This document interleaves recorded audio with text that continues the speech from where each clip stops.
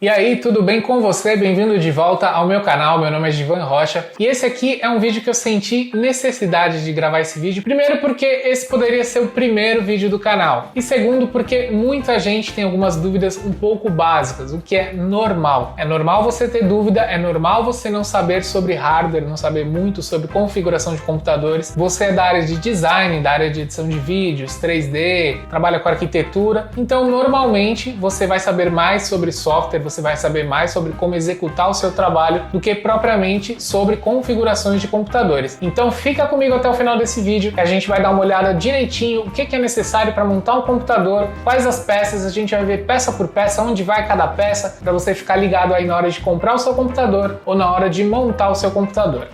Então vamos lá, olha aqui o que eu separei para vocês, olha só que bonitinho os desenhos aqui das peças para a gente dar uma olhada. Eu vou explicar para vocês um pouquinho sobre cada uma dessas peças, onde vai cada uma dessas peças, qual a importância delas e qual a diferença entre uma e outra, para você já ter aí uma base para começar suas pesquisas e entender um pouquinho mais sobre hardware. Então a gente começa aqui ó, falando sobre o gabinete. O gabinete, quando a gente tem um desktop, a gente tem essa caixa preta, né, que a gente chama de gabinete, que é onde está tudo dentro, é onde tudo acontece aí. E a gente tem gabinetes aí de várias formas. Você vai encontrar gabinetes assim mais básicos, né, pretos assim, e vai encontrar gabinetes também coloridos com tampa de acrílico, com LED, vai depender do seu gosto, né? Alguns gabinetes têm uma posição melhor para você colocar os seus cabos, né, organizar, outros têm mais ventilação dentro, outros têm mais aberturas, mais saídas, mais espaço para você colocar algumas coisas, mas no geral é sempre uma caixa onde você vai encaixar tudo lá dentro, vai plugar suas coisas e vai trabalhar. Gabinetes também tem diferença entre gabinetes micro ATX, ATX, gabinetes maiores, né, dependendo aí do tipo de placa-mãe que você vai colocar, do seu tipo de computador, você pode precisar de um gabinete maior ou um gabinete menorzinho mesmo vai te atender. Isso daí é uma coisa um pouquinho mais avançada, mas hoje basicamente a gente vai entender apenas o que é cada uma dessas peças aqui, para você ter uma ideia aí, depois ter noção qual peça é melhor, o que cada uma tem de diferente em relação à outra. Eu elenquei algumas dessas peças aqui, a gente pode ter outras peças mais, a gente pode ter uma série de coisas que a gente pode colocar no nosso computador, mas basicamente para o seu computador funcionar, a gente vai precisar dessas peças que você está vendo aqui na tela. A gente vai ver aqui o gabinete, que é uma peça fundamental para a gente montar um computador, e partindo agora aqui para o que a gente tem dentro do computador, né, nada melhor do que a gente começar falando aqui sobre a nossa placa-mãe, que é uma peça fundamental aqui para qualquer computador. Placa-mãe é como se fosse a espinha dorsal aí do computador. Em uma placa-mãe você vai encontrar aqui vários conectores, vários plugs, bateria, chipset, que é o que faz ela funcionar. Tem uma BIOS instalada, que é como se fosse um mainframe para você entrar ali e configurar algumas coisas de algumas peças, né, o funcionamento, frequência. Sem placa-mãe não existe computador, então quando você começar a falar sobre um computador, montar um computador, você precisa começar pela placa-mãe, que é ela que vai acomodar tudo e ela é fundamental aí para o funcionamento de tudo. É quem vai fazer toda essa ligação entre as peças e é o que vai fazer de fato seu computador funcionar. Na placa-mãe você vai encontrar também uma série de conexões, entradas e saídas para você ligar monitor, para você ligar áudio, para você ligar USB, para você ligar mouse, teclado, para você conectar a rede. Então todas essas saídas ficam posicionadas aqui em algum ponto da placa-mãe e quando você vai aqui na traseira do seu gabinete, você vai encontrar todas essas entradas e saídas aqui para você plugar aí os seus periféricos. Então sem placa-mãe não existe computador e a gente vai falar agora da próxima peça, que é uma das primeiras peças aí que a gente vai colocar na nossa placa-mãe. Eu tô falando do processador, também conhecido como CPU. Cada computador tem um processador, é impossível ter um computador sem processador, então você precisa ter um processador que seja adequado à sua placa-mãe, um processador que seja compatível com a placa-mãe para que ele possa se encaixar aqui. Então basicamente a gente tem processadores Intel, processadores AMD e existem placa-mães específicas para cada uma dessas fabricantes. Então, por exemplo, se esse processador que você escolheu, você vai colocar no seu computador, for um processador AMD, você precisa de uma placa-mãe compatível com processadores AMD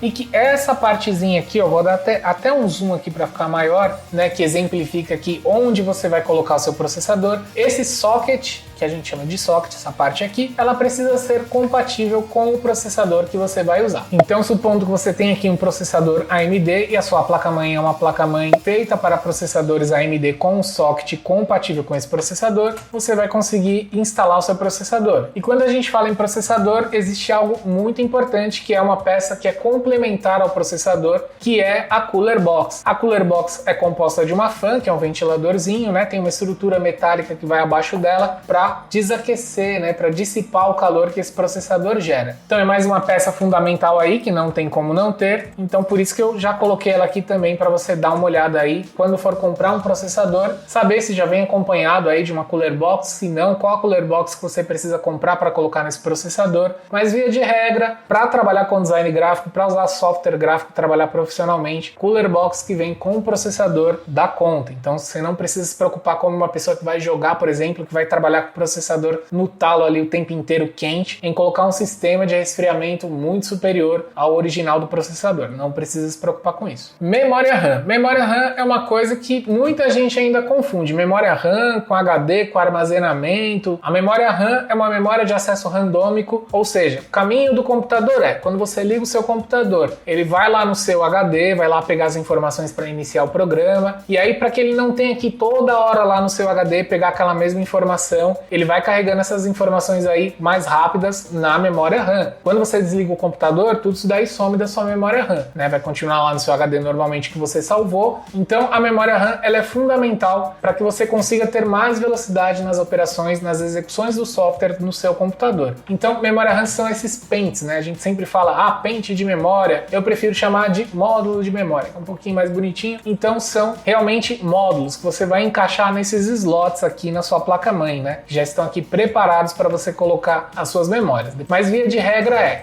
memória RAM é a memória de acesso randômico, aquela memória que você vai usar ali, na verdade, seu computador vai estar usando ali enquanto está funcionando, e HD e SSD são outras coisas, que é onde você guarda os seus arquivos. E eu até deixei pertinho aqui, ó, a placa-mãe e as memórias, né, para você ter uma informação bastante importante. Existem gerações diferentes aí de placa-mãe e de memória, e é importante que a geração da placa-mãe esteja alinhada com a geração da memória RAM para que essa memória funcione na placa. Então, atualmente a gente tem DDR4, que seria a geração mais atual, a que está sendo mais usada, né? A gente já tem DDR5 aí em algumas coisas, já chegando também. Mas quando a gente está falando aqui 2021, ainda DDR4 é o mais usado. Então, quando você comprar uma placa-mãe, compra uma placa-mãe DDR4. Quando for comprar memórias, tem que comprar uma memória DDR4 também para ela funcionar no seu computador. As memórias têm diferença de capacidade e diferença de frequência. Capacidade e frequência são coisas diferentes. Capacidade de memória é o quanto essa memória suporta de informação em espaço. Então eu tenho, por exemplo, aqui 2 módulos de 8 GB, somados formando 16 GB. Vou colocar aqui na minha placa-mãe, meu computador vai ter 16 GB de memória. Posso usar uma só? Pode usar uma só, não precisa usar em pares, né? A gente sempre fala para usar em pares por uma questão de dual channel, que é uma forma de deixar as memórias mais rápidas, né? Mas hoje o básico é que você entenda que as memórias são essas memórias de acesso randômico, memória RAM, e que são memórias que você pluga aqui no seu computador para você ter essa memória aí para o seu computador usar. Quanto mais memória, teoricamente melhor. Quanto maior a frequência dessas memórias, ou seja, maior a velocidade que ela pode ser comunicada aí com o processador, melhor também. Existem alguns limites, algumas equivalências entre processador e memória, mas isso não vem ao caso agora. Fique claro que memória RAM é isso, é essa memória de acesso randômico que você coloca aqui no seu computador e é o que define se você tem 4, 8, 16, 32 GB de memória. E aí, para a gente não deixar nenhuma confusão, a gente parte para o que é armazenamento, que é diferente de memória. Você tem HDs ou SSDs, mas qual que é a diferença entre eles? O HD